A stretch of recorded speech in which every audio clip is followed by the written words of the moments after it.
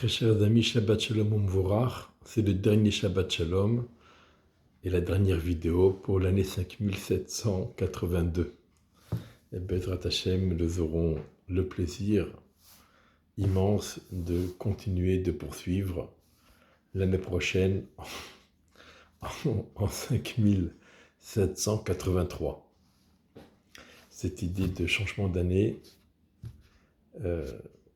fait sourire. D'autant plus que on est quand même conscient que d'une année à l'autre, le passage n'est pas évident ni anodin. Il faut passer par Rosh Hashanah, et même Yom Kippour, et même Hoshana Rabbah. Vous pouvez constater que la paracha de Nitzavim fait 40 psukim, la paracha de Vayeler fait 30 psukim, et la paracha de Ha'azinu fait 52 psukim. Alors 52, tout le monde connaît. Mais 30 et 40, qu'est-ce que ça veut dire? D'autant plus que nous le savons parce que nous l'avons déjà répété. Atam Nitzavim Hayom, vous vous tenez aujourd'hui. Hayom, selon le Zohar, le mot Hayom est une allusion au jour de Rosh Hashanah. Alors 30, 40, 52. J'ai entendu un très beau commentaire à ce sujet. 40 jours. Alors, Vayeler, c'est 30 jours. C'est 30 psukim. C'est par rapport aux 30 jours du mois de Elul. Les tzadikim qui se sont pris à l'avance et qui ont travaillé dur les 30 jours du mois de Elul, ils arrivent à Rosh Hashanah, Bezrat Hashem, Baruch Hashem, ils sont immédiatement inscrits dans le livre de la vie. Ceux qui ont été un peu moins sérieux pendant le mois de Elul, ils auront besoin de 40 jours jusqu'à Kippour, puisqu'à Rosh Hashanah, ils seront considérés comme Benoni. C'est le cas de, peut-être à quelques exceptions près, c'est le cas de tout le monde. Donc, Benoni, il nous faut donc 40 jours, 40 psukim, 40 jours, jusqu'à Kippour. D'ailleurs, la paracha de Nitzavim fait 40 jours, fait 40 psukim. C'est une allusion donc aux 40 jours depuis le mois de Elul, Rosh Chodesh Elul jusqu'à Kippour. Et on sait bien que entre Rosh Hashanah et Kippour, c'est les 10 jours de Teshuvah. Et la paracha de Nitzavim comporte les principes fondamentaux de la Teshuvah. Et pour ceux à qui 40 jours ne sont pas encore suffisants, ils ont 52 jours depuis Rosh Chodesh Elul jusqu'à Hoshana Rabbah, la fin de Sukkot, le dernier jour, la fin de Sukkot, c'est le dernier jour, Hoshana Rabbah, le dernier jour de Din, pour rattraper et pour être épargné, Bezrat Hashem, et qu'Akadosh Baruch Hu nous accorde à tous non seulement un très bon Shabbat, un Shabbat qui va rattraper tous les Shabbatot de l'année, mais aussi Shana Tova, et que nous soyons tous inscrits, Bezrat Hashem, dans le livre de la vie, le livre des tzadikim, des chassidim, des hommes droits et intègres. Alors, il y a tellement de choses à dire dans cette paracha, on va simplement rapporter une idée.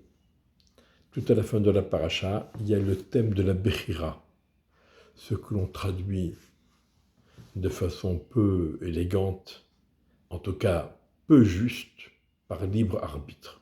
Parce que le mot libre arbitre donne une fausse idée de ce qu'est la Bechira. La Bechira, c'est choisir, le choix, faire le bon choix. C'est-à-dire que nous avons une obligation.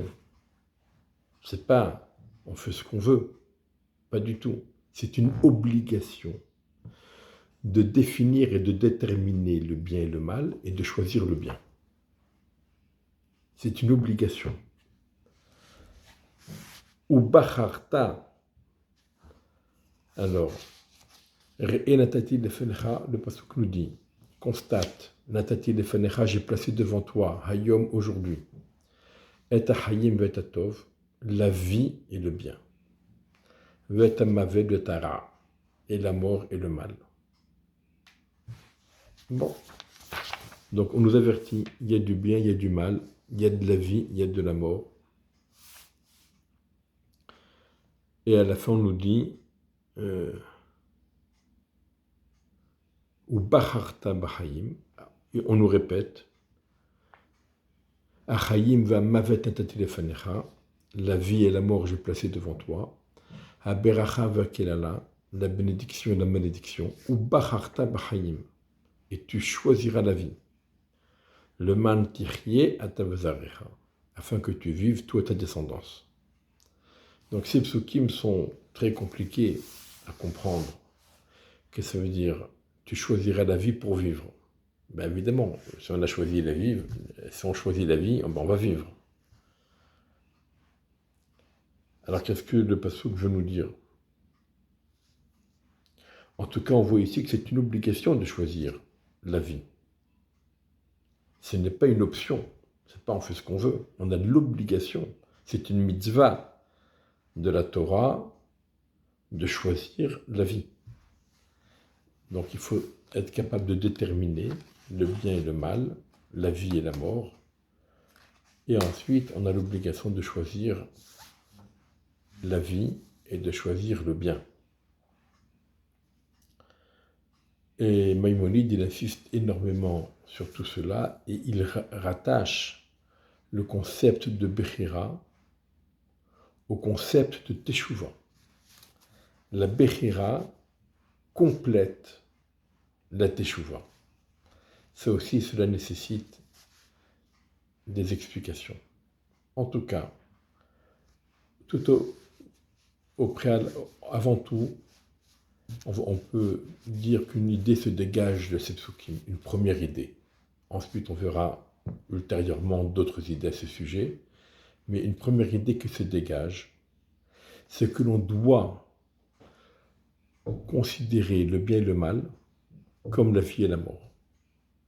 C'est-à-dire, si jamais on est menacé, la bourse ou la vie, évidemment qu'on va choisir la vie et on va abandonner la bourse. La question ne se pose même pas. Il n'y a même pas un dilemme sur cela. Les choses sont d'une évidence telle qu'on ne peut pas dire qu'on doit réfléchir et ensuite prendre une décision. Eh bien, la Torah te dit que c'est exactement la même chose entre le bien et le mal.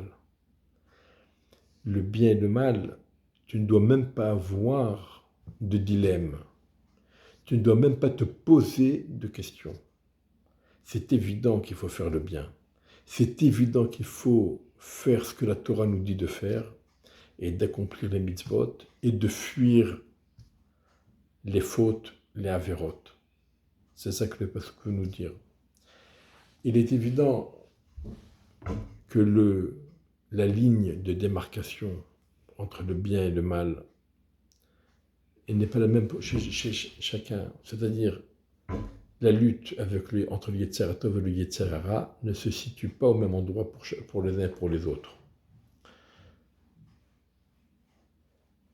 Quelqu'un